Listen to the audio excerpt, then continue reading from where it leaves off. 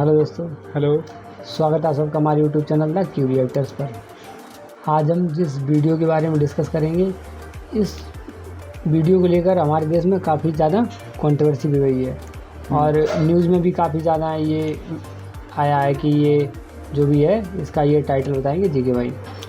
तो आज का जो वीडियो है वो है is Taj Mahal a temple, the mystery explain by Dhruv Rathee. तो ध्रुव राठी जी का वीडियो है और वीडियो शायद 2 या 3 पुराना हो गया है, आज समय मिला है।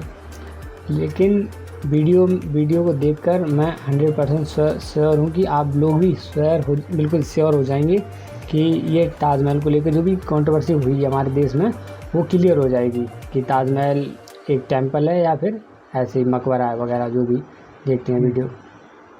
नमस्कार दोस्तों, क्या है रहस्य ताजमहल का? आखिर क्या छिपा है ताजमहल के उन 22 बंद दरवाजों के पीछे?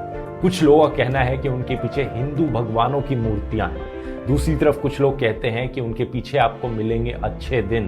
पहले दरवाजे के पीछे सस्ता पेट्रोल डीजल, दूसरे दरवाजे के पीछे एम्प्लॉयमेंट अपॉर्चुनिटीज। कुछ लोग तो ये तक कहते हैं कि ताजमहल एक्चुअली में एक शिव मंदिर है जिसका असली नाम है तेजो महाल्य। एक थ्योरी के अनुसार मुगल बादशाह शाहजहां ने इसे नहीं बनाया था, बल्कि इसे बनाया गया था राजा परमारदी देव के द्वारा 13th सेंचुरी में। उसके बाद ये पास डाउन हुआ राजा मानसिंह को और शाहजहां ने एक्चुअली में ताजमहल को खरीदा उनके पोते राजा जय सिंह से। ऐसी ही एक और पॉपुलर थ्योरी ताजमहल के बारे में बताई जाती है कि एक्चुअली में शाहजहां ने 20,000 लेबरर्स के हाथ कटवा दिए थे ताजमहल बनाने के बाद, ताकि वो जो वर्कर्स हैं जिन्होंने ताजमहल को बनाया वो कोई भी ऐसा इतना सुंदर मॉन्यूमेंट ना बना पाए। अब एक थ्योरी के अनुसार तेजो महाल्य बना था 13th सेंचुरी में, दूसरी के अनुसार शाहजहां ने अपने वर्कर्स के हाथ कटवाए थे 17th सेंचुरी में, 450 साल बाद। तो ऐसा तो हो नहीं सकता कि ये दोनों चीजें सच हो। इसलिए आज की वीडियो में आइए सच जानने की कोशिश करते हैं दोस्तों। क्या है इतिहास ताजमहल का? इन अलग अलग थ्योरीज में कितनी सच्चाई है और क्या छिपा है ताजमहल के उन बंद 22 दरवाजों के पीछे? दुनिया का 7वां अजूबा, प्यार की निशानी। कहा जाता है कि इतिहास तथ्यों पर आधारित होता है, ना कि भावनाओं पर। कैसा इतिहास, कहाँ का इतिहास, कौन सा इतिहास? याचिकाकर्ता की मांग है कि ताजमहल में मौजूद 20 बंद कमरों को खोला जाए। And the judges have slammed the Taj Mahal petitioner.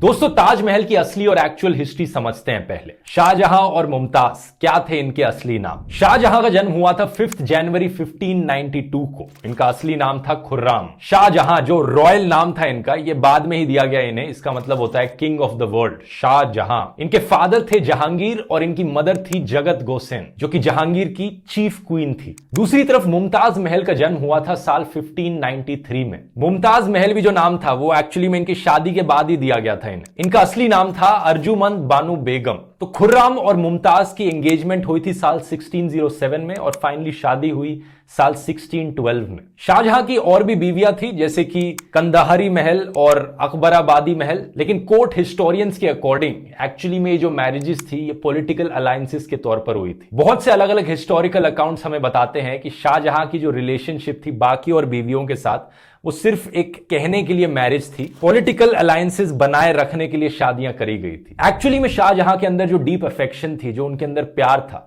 वो मुमताज के लिए कहीं ज्यादा था उनकी और बीवियों के कंपैरिजन में। यही रीजन था कि उन्हें और फेवर्स दिए गए, जैसे कि मलिका ए जहां यानी क्वीन ऑफ द वर्ल्ड। उनका जो पैलेस था, खास महल, कहा जाता है कि उसे प्योर गोल्ड और प्रेशियस स्टोन से डेकोरेट किया जाता था। हिस्टोरिकल रिकॉर्ड्स के अकॉर्डिंग मुमताज का काफी इंटरेस्ट था एडमिनिस्ट्रेशन में भी। तो शाहजहां जहां भी जाते थे डिप्लोमेटिक नेगोशिएशंस के लिए या कभी लड़ाई के लिए, मुमताज हमेशा उनके साथ जाती थी। एक तरफ जहां शाहजहां का एग्जैक्टली एक बच्चा हुआ, उनकी बाकी सारी बीवियों के साथ मुमताज महल के साथ उनके 14 बच्चे हुए। आधे बच्चे तो चाइल्ड बर्थ के दौरान ही मारे गए। ये चीज आम बात होती थी उन जमानों में, हेल्थ केयर सिस्टम इतना अच्छा नहीं होता था। अनफॉर्चुनेटली मुमताज की डेथ हो गई जब वो अपने 14वें बच्चे को जन्म देने लग रही थी। ये बात है एग्जैक्टली 17 जून 1631 की। कहा जाता है कि एक्चुअली में कॉज ऑफ डेथ थी postpartum haemorrhage, loss of blood. उनकी डेथ के बाद शाहजहां एक्चुअली में भारी गम में डूब गए।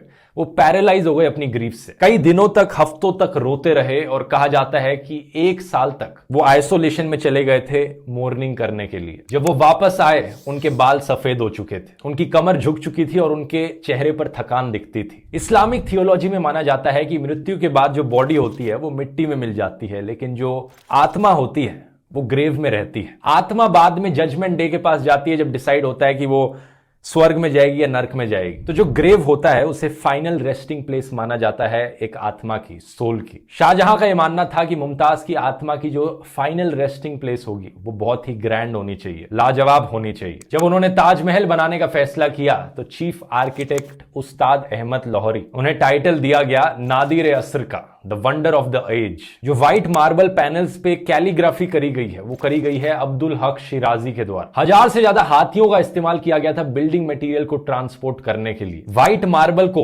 राजस्थान से लाया गया, जैस्पर को पंजाब से, जेड और क्रिस्टल को चाइना से, टर्कोइस को तिब्बत से, सफायर को श्रीलंका से और कार्नेलियन को अरेबिया से। ताजमहल के अंदर जो इतनी अलग अलग चीजें हैं, मटेरियल्स हैं, दुनिया के कोनों कोनों से आए हैं। टोटल में ताजमहल को बनाने में 22 साल का समय लगा इसकी कंस्ट्रक्शन और डेकोरेशन में। अप्रोक्सीमेटली 22,000 मजदूरों ने इस पर हर दिन काम किया इन 22 सालों तक। दोस्तों वैसे तो ताजमहल की कंट्रोवर्सीज का इतिहास काफी लंबा रहा है, लेकिन अपनी कहानी की शुरुआत करते हैं सबसे रीसेंट कंट्रोवर्सी से।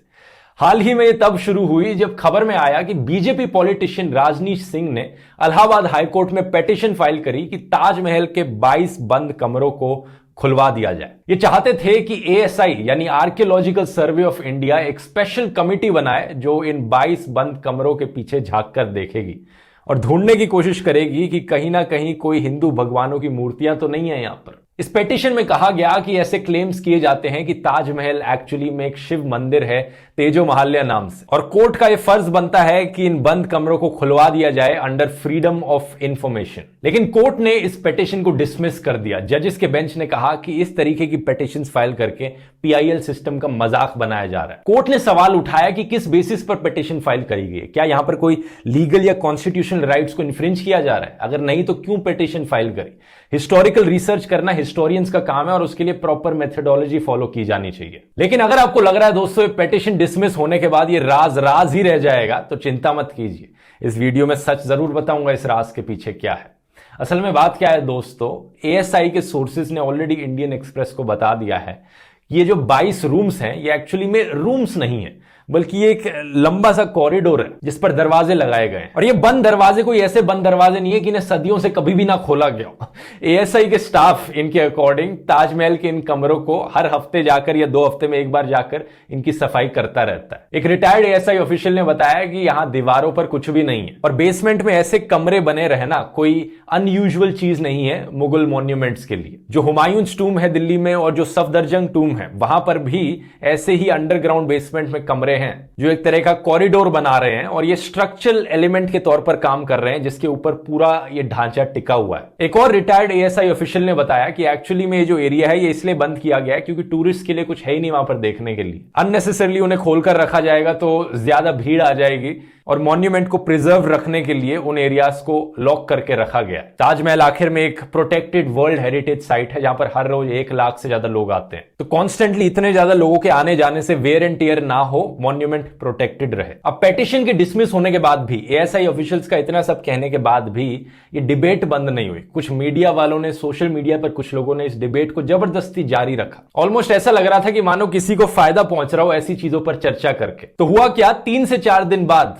आर्कियोलॉजिकल सर्वे ऑफ इंडिया ने इस पूरी डिबेट को हमेशा के लिए खत्म करने के लिए उन्होंने पिक्चर्स ही रिलीज कर दी। इन बंद कमरों के अंदर की फोटोज पब्लिकली दिखा दी सबको, ये देख लो। इनमें रिस्टोरेशन वर्क चलने लग रहा है और इन कमरों के अंदर का नजारा कुछ ऐसा दिखता है। आगरा के एएसआई चीफ आर.के. पटेल ने इंडिया टुडे को बताया कि ये पिक्चर्स अब एएसआई की वेबसाइट पर लाइव आपको मिल जाएंगी। ये उनके न्यूज़लेटर का हिस्सा थी और कोई भी इन पिक्चर्स को देख सकता है उनकी वेबसाइट पर जाकर। इन फोटोज में एक चीज जरूर ध्यान देने वाली है कि एएसआई का स्टाफ कितनी मेहनत से काम करने लग रहा है हमारे मॉन्यूमेंट्स को कंजर्व करने में। यहां पर आप बिफोर एंड आफ्टर पिक्चर्स देख सकते हैं इनके रिस्टोरेशन वर्क से पहले और बाद में। ये सिर्फ इन्हीं लोगों की वजह से है कि हमारे हिस्टोरिकल जेम्स इस तरीके से प्रिजर्व रह पाते हैं। अब ये पहली बार नहीं है दोस्तों कि ऐसा कोई क्लेम किया गया हो, इससे पहले भी ऐसी कई सिमिलर पिटीशंस फाइल करी जा चुकी है। जैसे कि अप्रैल 2015 में आगरा कोर्ट में एक सिमिलर सूट फाइल किया गया था 6 लॉयर्स के द्वारा जो क्लेम करते थे कि ताजमहल एक्चुअली में एक शिव मंदिर है। उन्होंने कोर्ट से परमिशन मांगी मांगी कि हिंदुओं को वहां पर वर्शिप करने की आजादी दी जाए। अपनी प्ली में लॉयर हरिशंकर जैन और उनके कोलीग्स ने कहा कि एक्चुअली में राजा परमादि देव ने तेजो महालय मंदिर बनाया था साल 1212 में। यह मंदिर बाद में इनहेरिट कर लिया गया था राजा मानसिंह के द्वारा 17th सेंचुरी में। इसके बाद में इस प्रॉपर्टी को होल्ड किया गया था राजा जय सिंह के द्वारा और तब शाहजहां ने 1632 में इसे एनेक्स कर लिया था। और मुमताज महल की डेथ के बाद, शाहजहां की वाइफ की डेथ के बाद, इस मंदिर को कन्वर्ट कर दिया गया था एक मेमोरियल में मुमताज के लिए। कोर्ट ने एक्चुअली में इस वक्त central government, union ministry of culture, home secretary और एएसआई को कहा कि वो इस क्लेम को लेकर अपने रिप्लाई सबमिट करें। अब सरकार ने अपने रिप्लाई में इस पॉसिबिलिटी को डिनाई कर दिया। नवंबर 2015 में union cultural minister Mahesh Sharma ने लोकसभा में बताया, सरकार को आज तक कोई एविडेंस नहीं मिला इस चीज का कि ताजमहल एक हिंदू टेंपल था। एएसआई का भी यही कहना था। 2017 में आर्कियोलॉजिकल सर्वे ऑफ इंडिया ने कहा था ताजमहल एक टूम है, ना कि कोई टेंपल। वैसे ये चीज काफी डिफरेंट है ज्ञानवापी मस्जिद वाली कॉन्ट्रोवर्सी से, क्योंकि वहां पर एक्चुअली में प्रूफ एग्जिस्ट करता है कि वहां पर एक मंदिर था। लेकिन उस कंट्रोवर्सी कभी और किसी वीडियो में डिस्कस कर लेंगे, लेकिन इस वीडियो में ताजमहल पर फोकस रखते हैं। और इन्होंने राजा जयसिंह वाली कहानी को भी क्लैरिफाई करके ये कहा कि जमीन उनसे छीनी नहीं गई थी, बल्कि उनसे ली गई थी एक्सचेंज में। इसके पीछे की हिस्ट्री बड़ी इंटरेस्टिंग है दोस्तों। 2017 में हिस्टोरियन राणा सफ़ी ने एक ब्लॉग लिखा था डेलियो प्लेटफॉर्म पर। ये इंडिया टुडे ग्रुप का एक ब्लॉगिंग प्लेटफॉर्म है। इसमें इन्होंने बताया कि मुगलों को एक्चुअली में काफी शौक था हिस्ट्री का एक रिकॉर्ड रखने का। कई मुगल महाराजा तो खुद ही अपनी ऑटोबायोग्राफीज लिखते थे, अपनी डायरीज लिखते थे, जैसे कि जहांगीर ने जहांगीरनामा लिखी थी। इसके अलावा वो ऑफिशियल हिस्ट्री को कोर्ट हिस्टोरियंस के द्वारा भी लिखवाते थे। फॉर एग्जाम्पल अकबर के टाइम में अबुल फाजिल ने हिस्ट्री का रिकॉर्ड रखा था। इसके अलावा तीसरा और हिस्ट्री के अकाउंट्स होते थे जो और लोगों ने लिखे होते थे जो उस समय में रह रहे होते थे। इन्हें कंटेम्प्रेरी अकाउंट्स कहा जा सकता है। इन कंटेम्प्रेरी टेक्स्ट को W.A. बेगली और Z.A. देसाई ने अपनी किताब ताजमहल एन इल्यूमिनेटेड टूम में कंपाइल किया था। उस जमाने के इन अलग अलग सोर्सेस को अगर कंपाइल करके साथ में देखा जाए तो हमें ताजमहल की हिस्ट्री के बारे में बहुत डिटेल में पता चलता है। ताजमहल एक्चुअली में कैसे बना था, क्या होता था उस जमाने में, इन सब को बहुत ही अच्छी तरीके से डॉक्यूमेंट किया गया है। राजा जय सिंह के एक्चुअली में काफी फ्रेंडली रिलेशंस थे शाहजहां से। हमें पता चलता है कि राजा जय सिंह एक्चुअली में उसी जगह पर रहते थे जहां पर ताजमहल बना था। उस जगह को एक हवेली, एक खाना, एक मंजिल करके रेफर किया जाता है अलग अलग सोर्सेस के द्वारा। अलग अलग शब्द इस्तेमाल किए जाते हैं अलग अलग सोर्सेस के द्वारा, लेकिन इन सारे शब्दों का मतलब एक घर ही होता है। छोटा हो या बड़ा हो, घर था वहां पर राजा जय सिंह का। राजा जय सिंह एक्चुअली में अपनी जमीन को फ्री में डोनेट करना चाहते थे रानी की टूम बनाने के लिए। हिस्टोरियन ईरा मुख्तोय हमें बताती हैं कि इसके पीछे रीजन है कि जयपुर के जो रॉयल्स थे वो मुगलों के काफी करीब आ गए थे जब से अकबर ने शादी करी थी अंबेर की हरखा बाई के साथ। बॉलीवुड की फिल्मों को देखकर हमें लगता है कि अकबर की बीवी का नाम था जोधाबाई, जैसा जोधा अकबर पिक्चर में दिखाया गया था। पिक्चर अच्छी थी लेकिन इस मामले में हिस्टोरिकली इनएक्यूरेट थी। असल में जोधाबाई का मतलब होता है जोधपुर की लेडी, और एक्चुअली में जहांगीर थे जिन्होंने जोधपुर के रूलर राजा उदय सिंह की बेटी से शादी करी थी। उनकी बेटी का नाम था जगत गोसेन और ये शाहजहां की मम्मी थी। अब हुआ क्या था कि उस जमाने के एक ब्रिटिश ईस्ट इंडिया कंपनी के ऑफिसर थे लेफ्टिनेंट कर्नल जेम्स टॉड, जिन्होंने अपनी एक किताब लिखी थी annuls and antiquities of Rajasthan. उस किताब में उन्होंने गलती से मेंशन कर दिया था जोधाबाई को हरकाबाई की जगह पर, इसलिए तब से लोगों को लगने लगा कि एक्चुअली में जोधाबाई अकबर की बीवी थी। लेकिन अकबर की बीवी हरकाबाई थी और वो बुआ हुई राजा मानसिंह की, और राजा मानसिंह ट्रस्टेड जनरल अकबर के। अब अकबर के पोते थे शाहजहां और राजा मानसिंह के पोते थे राजा जयसिंह। तो आप समझ ही सकते हो कि इन दोनों के इतने क्लोज रिलेशंस क्यों थे राजा जयसिंह और शाहजहां के। यही रीजन था कि राजा जयसिंह ने अपनी जमीन को फ्री में ऑफर किया था कि वो डोनेट कर देंगे शाहजहां को। शाहजहां अपना टूम बना सकते हैं अपनी मुमताज के लिए। लेकिन उनके ऑफर के बावजूद भी शाहजहां ने ये जमीन फ्री में एक्सेप्ट नहीं करी। शाहजहां ने राजा जयसिंह को रिटर्न में एक्सचेंज में 4 हवेलियां दी। एग्जैक्टली ये जो ट्रांजैक्शन था इसे ऑफिशियल पेपर्स में रिकॉर्ड भी किया गया है और उस पर डेट लिखी गई है जब हुआ था 28 दिसंबर 1633 को। यह फरमान आज के दिन आपको मिल जाएगा जयपुर के सिटी पैलेस म्यूजियम में। हिस्टोरियन राणा सफ़ी ने इसकी एक कॉपी भी अपलोड करी थी ट्विटर पे ट्रांसलेशन के साथ। वैसे अगर आपको इस समय की हिस्ट्री बहुत दिलचस्प लगती है दोस्तों सुनने में, तो मैं आपको कुक्कू एफएम पर एक किया मुगल आम लोगों के लिए, तो आपके लिए इनकी पूरी चेकआउट। राजा जयसिंह का वहां पर एक मंदिर था जो उन्होंने इनहेरिट किया था और उसे छीना गया शाहजहां के द्वारा। तेजो महालय हुआ करता था एक शिव मंदिर, इसका तो बिल्कुल ही कोई एविडेंस नहीं है। कहीं से तो लेकिन ये आया होगा, ये जो कि आज के दिन हर कहीं सुनने को मिल रहा है। इसका जवाब है दोस्तों एक इंसान का नाम, पुरुषोत्तम नागेश ओक, शॉर्ट में कहा जाए तो पीएन ओक। ये वो इंसान थे जिन्होंने पहली बार इस तेजो महालय के क्लेम को उठाया। और इंटरेस्टिंगली ये कोई हिस्टोरियन नहीं थे। इन्हें हिस्ट्री बहुत पसंद थी, हिस्ट्री लिखनी भी बहुत पसंद थी, लेकिन ये हिस्टोरियन नहीं थे क्योंकि अपनी मन मर्जी से हिस्ट्री लिखते थे, रीराइट करते थे हिस्ट्री को। दोस्तों आमतौर पर एक हिस्टोरियन की मेथडोलॉजी बहुत ही लंबी होती है, बहुत ही टायरिंग होती है। एक हिस्टोरियन को पुराने अखबारों से, पुरानी मैगजीन से, पुरानी डायरी एंट्रीज से, लेटर्स से, चिट्ठियों से, पेंटिंग से, कोर्ट हिस्टोरियंस के हिस्टोरिकल अकाउंट से, कंटेम्प्रेरी हिस्टोरियंस के अकाउंट से, ट्रैवलर्स ने क्या लिखा था, कार्बन डेटिंग देखकर, ये सब देखकर अंदाजा लगाना पड़ता है, समझना पड़ता है कि एक्चुअली में क्या हुआ था उस जमाने में। समझने के बाद उन्हें अपने शब्दों में इसे लिखना पड़ता है, एक अकाउंट क्रिएट करना पड़ता है अलग अलग सोर्सेस को साइट करके। उसके बाद उनकी राइटिंग को पीयर रिव्यू किया जाता है बाकी और हिस्टोरियंस के द्वारा, ये चेक करने के लिए कि कितना एक्यूरेट है किसी एक हिस्टोरियन के द्वारा लिखा गया अकाउंट। लेकिन पीएन ओक की मेथडोलॉजी इससे बहुत अलग थी। उनकी मेथडोलॉजी थी कि भाई वैटिकन शब्द सुनने में संस्कृत के शब्द वाटिका से काफी सिमिलर लग रहा है, तो हो सकता है कि वैटिकन सिटी एक टाइम पर कोई हिंदू टेंपल होगी। हो क्या सकता है, एक्चुअली में मैं लिख डालता हूं, यही हुआ था। वेस्टमिनिस्टर एबी भी एक हिंदू टेंपल था। ये मैं मजाक नहीं कर रहा हूं दोस्तों, पीएन ओक ने एक्चुअली में यही सब चीजें लिखी थी अपनी पैम्फलेट्स में। अगर ये चीजें सुनने में थोड़ी अजीबोगरीब लग रही हैं, इससे भी ज्यादा अजीबोगरीब चीजें लिखी थी उन्होंने एक पैम्फलेट लिखा था क्रिश्चियनिटी के ऊपर। उन्होंने कहा था क्रिश्चियनिटी एक्चुअली में क्रिश्चियन नीति है। उनके हिसाब से जीसस एक्चुअली में इंडिया में आए थे जब वो 13 से 30 साल की उम्र के बीच में थे और वो क्रिश्चियन नीति सीख कर गए थे। तो जो पूरा क्रिश्चियनिटी धर्म है वो हिंदुइज्म से इंस्पायर्ड है। इतना ही नहीं, उन्होंने ये भी कहा था कि इस्लाम और जूडाइज्म धर्म भी हिंदुइज्म से ही निकल कर आए। आप पूछोगे कैसे? उन्होंने कहा कि इब्राहिम सुनने में ब्रह्मा जैसा लगता है, इब्राहिम की बीवी सारा सरस्वती होंगी, मोजेस महेश होंगे यानी शिव। इनफैक्ट इनके अकॉर्डिंग पूरी दुनिया पर राज किया जाता था एक एंशिएंट हिंदू एम्पायर के द्वारा। तो ताजमहल के टॉपिक पर वापस आए तो ये पहली बार पीएन ओक ही थे जिन्होंने ताजमहल के ऊपर ये कंस्पिरेसी थ्योरी बनाई। इनकी राय में कोई भी मॉन्यूमेंट बनाया ही नहीं मुगलों ने। पहले तो पीएन ओक का कहना था कि ताजमहल एक एंशिएंट हिंदुइज्म का एक वंडर है जो बहुत पुराने जमाने में बना है। लेकिन फिर हिस्टोरियंस ने कहा कि 4th सेंचुरी से पहले की जो बिल्डिंग्स हैं इंडिया में, अगर वो रॉक कट है तो सरवाइव कर पाई है, लेकिन उसके अलावा कोई बिल्डिंग सरवाइव ही नहीं कर पाई, तो ये कैसे पॉसिबल हो सकता है?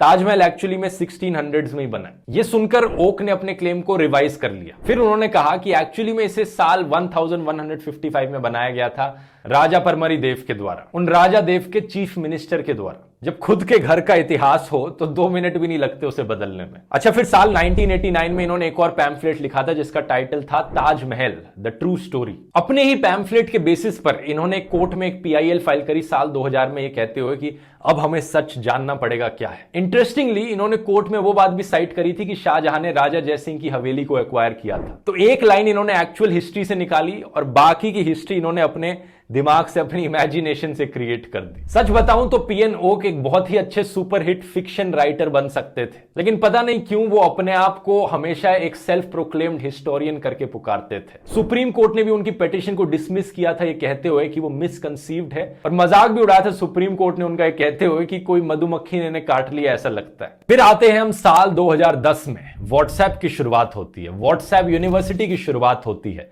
और पीएन ओक की ये जो बनावटी कहानियां थी ये व्हाट्सएप यूनिवर्सिटी की थ्योरीज बन जाती हैं। यही फिक्शनल कहानियां बार बार फॉरवर्ड होकर लोगों तक पहुंचती हैं। लोग यकीन कर बैठते हैं कि ये सच्ची कहानियां हैं और फिर से कोर्ट में हमारे फ्रेश पिटीशंस जाती हैं। हमारे कोर्ट्स का टाइम वेस्ट होता है इन चीजों में। इंटरेस्टिंग चीज ये थी कि व्हाट्सएप यूनिवर्सिटी के इतने सारे फॉरवर्ड कर करके पीएन ओक ने साल 1155 की बात करी थी, लेकिन जो अभी लेटेस्ट पिटीशन थी कोर्ट में फाइल करी गई थी, उन्होंने कहा था कि इसे साल 1212 में बनाया गया। याचिका में ताजमहल के इतिहास को लेकर भी बात कही गई, जिसके मुताबिक राजा परमर्दी देव ने साल 1212 में तेजो महालय मंदिर का निर्माण कराया। लेकिन क्या फर्क पड़ता है, यही फर्जी थ्योरीज आज के दिन टीवी पर डिबेट्स का इतना बड़ा मुद्दा बन जाती हैं। और टीवी पर लोग डिबेट तो ऐसे करते हैं कि जैसे मतलब यहां पर एक बहुत बड़ी मिस्ट्री हो, हमें सच अभी तक पता नहीं है क्या है, जबकि सारी सच्चाई बार बार दोहराई जा चुकी है। एक और बहुत ही फेमस क्लेम उठाया जाता है शाहजहां के बारे में कि शाहजहां ने अपने मजदूरों के हाथ कटवा दिए थे ताजमहल के बनने के बाद, ताकि वो ताजमहल जैसा कोई और मॉन्यूमेंट ना बना पाए। हमारे union agriculture minister Narendra Singh Tomar ने भी इस क्लेम को पिछले साल रिपीट किया था, ये कहते हुए, आगरा में ताजमहल का निर्माण हुआ और जिन कारीगरों ने निर्माण किया उनके हाथ काट दिए गए थे, लेकिन विश्वनाथ कॉरिडोर का निर्माण करने वाले कारीगर और बेलदारों का फूल वर्षा का स्वागत करके एक नए आयाम को इस देश में नरेंद्र मोदी जी के नेतृत्व में दिया गया। इस क्लेम के बारे में अगर आप थोड़ा लॉजिकली सोचने की कोशिश करोगे तो आपके मन में भी सवाल उठेगा कि ये पॉसिबल कैसे हो सकता था। ये 20,000 वर्कर्स जिन्होंने ताजमहल बनाया, क्या एक ही दिन में सबके हाथ एक साथ काट दिए गए? अगर नहीं तो क्या सबको एक एक करके बुलाया गया कि आओ नेक्स्ट बारी आपके हाथ कट रहे हैं, सबको लाइन में खड़ा किया गया? एक दिन में तो पॉसिबल हो नहीं सकता 20,000 लोगों के हाथ काटना। तो भाई आ जाओ, थर्सडे है, थर्सडे के दिन इन मजदूरों के हाथ कटेंगे। वो वाला मजदूर, उसकी बारी सैटरडे को आएगी, उसके हाथ हम सैटरडे को काटेंगे। अगर ऐसे होता तो कोई मजदूर क्या अपना लाइन में खड़े होकर वेट करता कि मेरे हाथ कटने जा रहे हैं सैटरडे तक, मैं रुककर लाइन में खड़े होता हूं? जैसे ही हाथ कटने शुरू होते हैं यहां पर, वो तो भाग पड़ते। अब ऑब्वियसली अगर हिस्टोरिकली देखा जाए तो इस चीज का जीरो एविडेंस है कि यह चीज सच थी। अगर यह चीज सच होती तो आर्कियोलॉजिकली हमें स्केलेटन्स मिलते हाथों के कहीं ना कहीं, किसी ना किसी एक किताब में तो इसका मेंशन किया जाता, किसी ना किसी कोर्ट हिस्टोरियंस के द्वारा तो इसका मेंशन किया जाता। कई ट्रैवलर्स आए थे वहां पर उस जमाने में घूमने, फॉरेन के, वो अपनी किताबें लिखते थे, किसी ना किसी एक किताब में तो कहीं ना कहीं तो कुछ मेंशन होता, लेकिन कुछ भी मेंशन नहीं है। इनफैक्ट एविडेंस जो है हमारे पास वो इसका बिल्कुल उल्टा है। शाहजहां ने एक बड़ी सेटलमेंट बनाई थी ताजगंज करके, जो कि आज के दिन तक एग्जिस्ट करती है। हजारों मेसन्स, आर्टिसंस और अलग अलग मजदूर वहां पर असेंबल हुए थे एम्पायर के अलग अलग हिस्सों से, साथ में मिलकर काम करने के लिए। उन मजदूरों के जो डिसेंडेंट्स हुए, आने वाली पीढ़ियां हुई, वो भी आज के दिन तक उसी जगह पर काम करती हैं और अपनी फोरफादर्स की स्किल को प्रैक्टिस करती हैं। एक्चुअली में हुआ क्या था कि ताजमहल बनाने के बाद शाहजहां के मजदूरों ने एक पूरा का पूरा नया इंपीरियल शहर बनाया जिसका नाम था शाहजहानाबाद, यानी दिल्ली। तो थोड़ा लॉजिकली सोचकर देखो, ताजमहल, रेड फोर्ट, जामा मस्जिद, ये सब अराउंड द सेम टाइम बने हैं। अगर उन मजदूरों के हाथ काट दिए जाते तो ये सब इतनी बड़ी बड़ी चीजें फिर से कैसे बना पाते? शाहजहां के पीरियड को एक्चुअली में माना जाता है मुगल आर्किटेक्चर का गोल्डन पीरियड, और ये तभी पॉसिबल हो पाया जब शाहजहां ने अपने मजदूरों को आदर दिया। आज के दिन बहुत से लोगों के लिए ताजमहल एक सिंबल ऑफ लव है। शकील जैसे पोएट्स ने इसके बारे में लिखा है कहते हुए, एक शहंशाह ने बनवा के हंसी ताजमहल, सारी दुनिया को मोहब्बत की निशानी दी है। दूसरी तरफ लेजेंडरी पोएट्स जैसे कि सहीर लुधियानवी ने लिखा है, एक शहंशाह ने दौलत का सहारा लेकर हम गरीबों की मोहब्बत का उड़ाया है मजाक। बात इनमें से कोई भी सच हो, लेकिन आज के दिन ये डिनाई नहीं किया जा सकता कि ताजमहल एक आर्किटेक्चर मार्वल है, दुनिया का one of the official 7 wonders of world है और एक यूनेस्को वर्ल्ड हेरिटेज साइट है। इंडिया की one of the most popular tourist attractions, जिसको देखने के लिए दुनिया भर से लोग इंडिया आते हैं। इसमें ना प्राउड होने की कोई बात ही नहीं है, सही मायनों में ये एक इंडिया की शान है। वीडियो इंफॉर्मेटिव लगा, बाकी और हिस्ट्री वीडियोस भी आप इस प्लेलिस्ट में देख सकते हैं। और अगली बार अगर आप किसी को सुने अपने व्हाट्सएप ग्रुप में, अपने फैमिली मेंबर्स में, अपने दोस्तों में ताजमहल के बारे में झूठी अफवाहें फैलाते हुए, तो ये वीडियो जरूर उनके साथ शेयर करना। बहुत बहुत धन्यवाद। तो जैसा हम लोगों ने इस वीडियो में देखा, तो वीडियो को देखकर एक गलतफहमी तो दूर हो गई कि ये कोई मंदिर नहीं है, क्योंकि काफ़ी सारी रिसर्च वगैरह हुई वहाँ पे। फ़ोटो भी जो उन कमरों की थी वो भी सरकार ने लीगल कर दी कि जो भी चाहे देख सकता है ना। तो वहाँ पे भी कोई ऐसा नहीं था कि जो कोई हिंदू देवी देवता की फ़ोटो वगैरह हो या कोई मूर्ति वगैरह हो। तो आपने क्या देखा और समझा? मेरे हिसाब से जो नहीं, भारतीय पुरातत्व विभाग, आर्कियोलॉजिकल सर्वे ऑफ इंडिया, उन्होंने जो फोटोज़ जारी किए हैं, जो रजनीश सिंह करके जो थे, उन्होंने मतलब PIL दायर की थी, तो उस पर उन्होंने बताया है कि जो 22 बंद दरवाजे हैं वो हर हफ्ते खोले जाते हैं और उनकी सफाई होती है। और वो एक बड़ा सा चेम्बर होगा, जिसमें कोई भी बड़ा चेम्बर हो तो उसमें एक से अधिक दरवाजे लगाए जाते हैं जिससे उसकी एयर पास हो सके। तो दरवाजे 22 हैं लेकिन हॉल एक ही है, तो उस तरह का है। तो लोग तो मतलब अफवाह को पेट्रोल दे ही देते हैं उसमें, तो उसी हिसाब का मामला लग रहा है। और ज़्यादा साहब मैंने तो नहीं देखे हैं कभी 22 बंद दरवाजे, और मैं वहाँ तक शायद पहुँच ही ना पाए कोई नॉर्मल व्यक्ति। तो उन्होंने क्या किया है, जो ASI है, ASI ने सारी फ़ोटोज़ को अपने ट्विटर हैंडल पे लीक कर दिया है। लीक क्या मतलब, पोस्ट किया है सभी लोग देख, और उसमें ये बताया गया बिफोर आफ्टर में, पहले किस तरह से उनकी खस्ता हालत थी और क्या अपडेट हुआ है। और भी उसमें थे, क्योंकि वीडियो बहुत लंबा था तो कुछ बातें दिमाग से निकल जाती हैं। सही है। आप क्या बताएंगे? तो इसमें जैसे हमने देखा एक जो औक साहब करके जो थे, तो पी एन ओक, तो इन्होंने अपनी जो हिस्ट्री लिखी थी, जो तेजो महल है का जो पहला जो प्रोनाउंस करा था, तो इन्होंने ही कहा था कि तेजो महल है, यहाँ शिवलिंग वगैरह मंदिर है हिंदुओं का, ये है वो। तो ये भी बताया था कि अब सारे धर्म पर ही इन बातों का कोई ठोस मतलब सबूत नहीं है। तो लोग सबूत क्या उनको बताएगा ना, वो उनकी एक आदत है कि मतलब इतिहास को अपने हिसाब से ही लिखेंगे। हाँ बिल्कुल, हर चीज़ को एक दूसरे से रिलेट करके लिखना। तो ये कुछ जगह तो काम सही करता है, पर सभी जगह ये सही हो ये तो कहीं नहीं है कि हर चीज़ किसी चीज़ को रिलेट कर दो, साइकिल से मोटरसाइकिल को बस से, तो ऐसा थोड़ी होता है। तो वही बताना है ना, क्या वेटिकन सिटी यानी कि जो एक यूरोप देश, उसको वाटिका, संस्कृत के वाटिका शब्द से मतलब कंपेयर करके बता दिया कि दिस इज वन, मतलब दिस इज इंडियन सिटी। तो उस पर तो मुझे लगता है जो इस तरह के इतिहासकार होते हैं उन्हें इतिहास से शायद हमें लगता है उतना लेना देना नहीं होता है, पब्लिसिटी या फिर और जो मुद्दे हैं उस पर शायद पब्लिक अट्रैक्शन करना है। और क्या बताएं, इसमें जो व्हाट्सअप फॉरवर्ड इस ब्याह पे दिए जाते हैं कि ये इतिहासकार के बेसिस पे ही लिखा हुआ है, तो व्हाट्सअप फॉरवर्ड कोई भी चीज़ वेरीफाइड नहीं होती है। और अगर आपको कोई भी चीज़ वेरीफाई करनी है तो गूगल में एक रिवर्स सर्च करके भी ऑप्शन आता है, और प्रेस ब्यूरो इंडिया है ना, PBI, वहाँ उनको भी मतलब आप डायरेक्टली मेल कर सकते हैं। तो ऐसे खंडन करते रहते हैं। जैसे अभी एक लेटर जारी हुआ था राजस्थान का, तो उन्होंने मतलब बताया था कि ये फेक है, ये हमारे यहाँ से जारी नहीं हुआ। तो ये है, लेकिन अभी जो हम लोग भोले वाले हैं और ये फिर जो गांव क्षेत्र के लोग हैं वो इसे नहीं समझते हैं। तो ये हमारा जो वीडियो आप लोगों ने देखा, ये वीडियो काफ़ी इन्फॉर्मेटिव था। ध्रुव राठी भाई ने काफ़ी ज़्यादा मेहनत करी है।